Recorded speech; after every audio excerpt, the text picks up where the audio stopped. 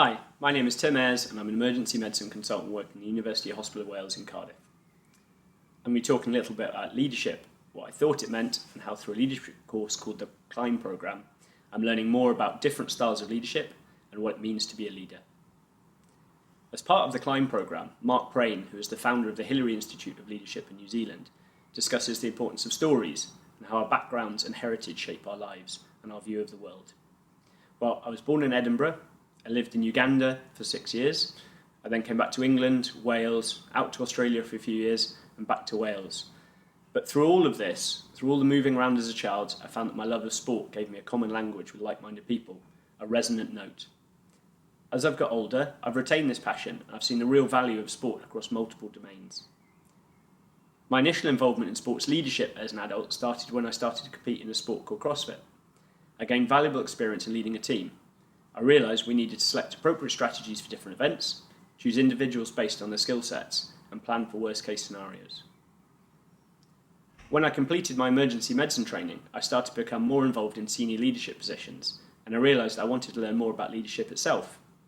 Clinical decisions were easier, but organisational and operational challenges seemed harder, and I felt less capable of managing them. The dictionary definition of leadership is the action of leading a group of people or an organisation. But what other definitions are there? What can I learn from sport, teams, and other industries? In our gym, on the wall, was this poster of 15 All Black principles. I often liked to look at it and felt it aligned with a lot that I intuitively felt. Many of you may have read the book it's based upon, Legacy by James Kerr. He spent 2010 to 2015 researching and spending time with the All Black rugby team and its management. He then summarised what he felt they could teach us about the business of life. I thought this was a good place to start, and so I will share some of these learnings and offer my interpretation of how I think there may be a crossover into my leadership understanding. An example is given of senior All Blacks sweeping up the changing room after a World Cup win against Wales in 2011. I feel this is relevant to the example we give as leaders in our work environment. Sometimes we need to roll up our sleeves and help make things better. David Morrison said, "The standard we walk past is the standard we accept." Well, what standards have we accepted and what aren't good enough? Leaders need to have humility. Leaders need to have purpose. We need to ask ourselves, what skills do we bring to the workplace that others don't have? What are we passionate about? Graham Henry, the New Zealand manager, said that he always felt because the players played the game on the field, they should have to lead it there, and therefore they should be entrusted with leadership positions. Shared responsibility means shared ownership and shared purpose. Within my department, I sometimes feel there can be a disconnect between the department's senior leadership and the clinical teams on the floor. How can we address this? Well, in the book, Kerr explains that VUCA, a military acronym which describes the modern military environment, seems perfectly also to describe an emergency department. Traditional top-down command and control leadership strategies will not always be successful in these uncertain environments. Instead, leaders need to empower their clinical teams to make decisions rapidly in the field. In order to do this, they clearly defined goals, adequate resources, and a known time frame. Whilst it's not always easy, if clinical leaders have been briefed with intention, they can respond to rapidly changing contexts. People are motivated by purpose, autonomy, and a drive towards mastery.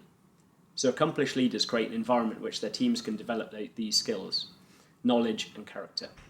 This leads to a learning environment and a culture of continuous improvement. This is often referred to as the aggregation of marginal gains and is well attributed to Sir Dave Brailsford and British cycling. Within a VUCA environment like the emergency department, it's often hard to feel like it's possible to make any gains at all, but by allowing staff the opportunity to train, upskill, embrace ideas that worked elsewhere, it can be possible. Intensity of preparation or training to win conditions the brain and body to perform under pressure. This allows peak performance to become automatic. The All Blacks describe keeping a blue head and not allowing a red head. They train under pressure to replicate game scenarios, and then often, in the last 10 minutes of a game, are able to stay calm and execute. Within clinical medicine, more and more high-performance teams train together. I'm part of trauma simulations and trauma teams, but leadership skills under pressure from a more operational point of view seem to be far less trained or simulated. Have our departments trained for the pressures we're currently experiencing? Training world-class teams is central to the culture, but how do we instill this within our departments? This understanding of the importance of training together is something I feel we need to learn from sporting teams. All 15 principles are covered in the book, and if I'm interested, I highly recommend reading it. I completely agree with this ethos. Having read a lot about leadership in sport, and more widely, I wondered if there was a clinical leadership model which aligned with what I'd seen elsewhere and was similar in approach. There were unifying concepts like relationships, networks and teams, developing purpose, passion and a why. I wondered if there was a health-specific leadership style which echoed these principles. The concept of compassionate leadership was new to me before starting the Climb programme, and is something I'm very interested in now, and as you will see, to me mirrors many of the fundamental human characteristics of the All Black leadership values. It involves a focus on relationships through careful listening to, understanding, empathising with and supporting other people, enabling those we lead to feel valued, respected and cared for, so they can reach their potential and do their best work. There is clear evidence that compassionate leadership results in more engaged and motivated staff, with high levels of well-being, which in turn results in high quality care. Similarly to in sport or the military, research on climate and culture and healthcare internationally suggests that leadership cultures of command and control are less effective than more engaging and compassionate leadership styles in health. This implies that compassionate and collective leadership approaches are more likely to be effective.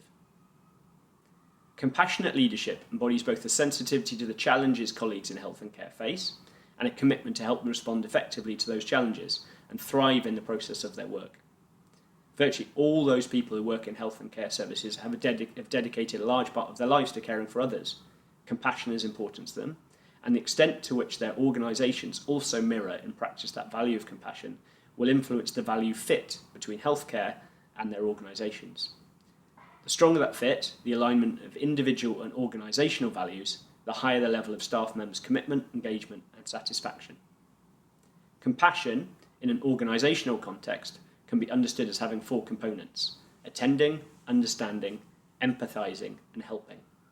Compassionate leadership involves the same 4 behaviours, but understood and applied in the context of leading others. The purpose of compassionate leadership in health and social care is to work with others to create the conditions where all of those in our communities are supported to live the best and most fulfilling lives they can.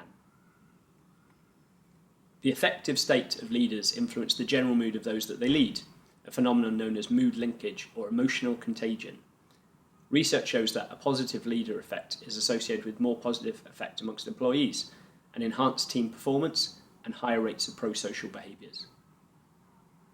When staff feel valued and cared for, i.e. a perceived organisational support, they tend to feel more satisfied in their jobs and have increased effective commitment to their organisation, care quality and even organisational financial performance.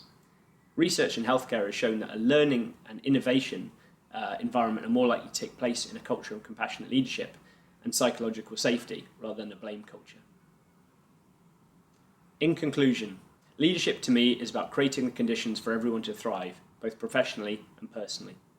High-functioning teams like the All Blacks focus on good personal characteristics, which are echoed by the principles of compassionate leadership. In the end, better people will make better teams,